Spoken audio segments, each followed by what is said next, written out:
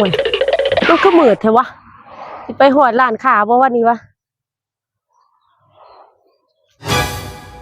เบิ่งโทรศัพท์กูนะไผโทรมาบ่แชทเสิร์ชก็บ่ดิ่งบ่ดากบ่หยัง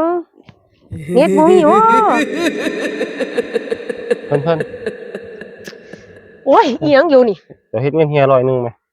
มันแม่นบ่มันแม่นบ่ ก็100เจ้าเฮ็ดเฮียบ่คั่นนี่ว่ามันแบ่งพันเด้